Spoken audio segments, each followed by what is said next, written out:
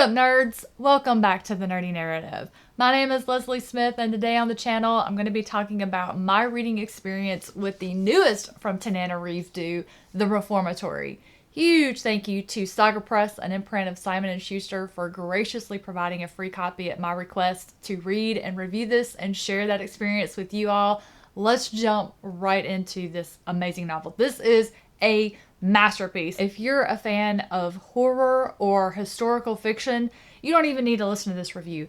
Go get this book. It is absolutely magnificent. But for those of you that need some convincing or you haven't heard anything about this book yet, stick around. Let's talk about it and see how long it takes for me to get this book on your TBR. The truest form of horror, that which really affects me the most, stays with me long after I've closed the book, is something that stems from the truth. The tragic events in this book are not even based on ancient history. There are still people today who carry the trauma from the Jim Crow era. Set in the fictitious town of Gracetown, Florida, Tananarive Due exposes her readers to the tension-filled period when hate groups such as the Ku Klux Klan were founded. Laws were created to specifically prevent Black Americans from getting an education, the ability to get a job, and even have the right to vote. The Reformatory is mostly told from the perspective of 12-year-old Robert Stevens Jr. Robbie has been sentenced to serve 6 months at the reformatory called the Gracetown School for Boys after kicking the son of a wealthy landowner in defense of his older sister Gloria. Robbie is a child with a talent for seeing ghosts.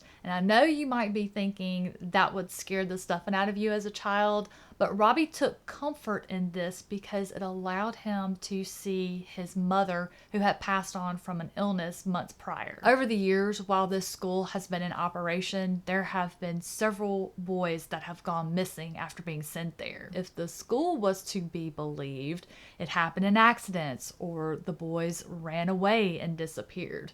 But these ghosts that Robbie has begun to see around the campus tell him something much worse is happening here than the public is led to believe or choose to believe. We also get a few chapters from 16-year-old Gloria Stevens, who is trying to rally all of the friends and family members that she can in order to try and get Robbie set free. While it is extremely difficult to read about this time in our history from the perspective of children, Tananarive Due just masterfully balances the brutality that these children experience with the beauty and the resilience of the human spirit. In all of this ugly, there was always hope. And like these children, that hope is what I was clinging to as I was racing through these pages, not knowing what was going to happen. In addition to the ghost story and the accurate portrayal of this time, I love the inclusion of so many notable historical figures such as Zora Neale Hurston, Thurgood Marshall, Ruby McCallum, Harry T. Moore. I love that so much. For those of you who may not be aware, Zora Neale Hurston is one of my favorite authors of all time.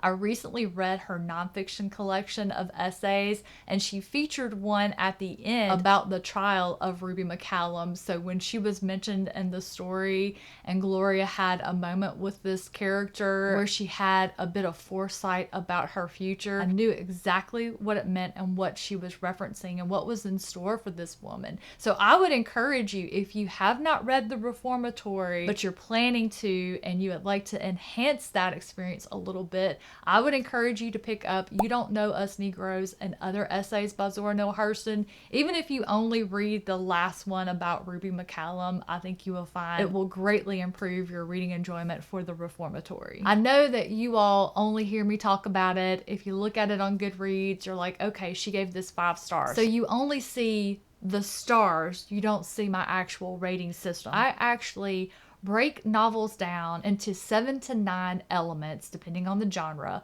I rate each one of those 1 to 10, add it up, average it out. That's how I determine star rating. And The Reformatory by Tananarive Due is one of the highest rated books that I have had in, I think, 2 years. I need to go back and find my other journal for prior to that, but I believe this is my highest rated book that I've had in years. In my personal opinion, this book is damn near perfect. Cannot recommend it enough. It is my sincere hope that if you have not read this book, this review has at least convinced you to get it on your TBR and give it a try. When this book first arrived in the mail and I saw that 2 of my favorite authors, S.A. Cosby and Stephen Graham Jones, have blurbed the front, S.A. Cosby says, "Due at her best." Stephen Graham Jones says, "Book of the decade." I knew that I was going to like this book. I didn't know that I was going to be 100% agreeing with both of these authors. Thank you so much for spending your time with me today, listening to my experience about The Reformatory by Tananarive Due. Hope you have a great rest of your day, and I'll catch you in the next one.